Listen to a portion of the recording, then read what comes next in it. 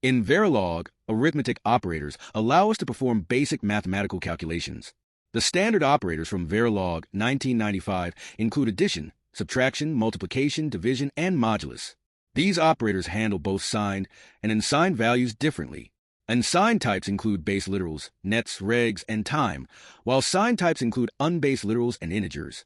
Verilog 2001 introduced a new arithmetic operator, the exponential power operator. This operator is used for raising a number to the power of another. It's important to note some key behaviors of these operators. If either operand contains a z-bit, high impedance, or x-bit, unknown, the result of the operation is x unknown. Additionally, dividing by 0 or using the modulus operator with 0 produces an unknown result. When performing integer division, Verilog discards any fractional part of the result, keeping only the integer portion.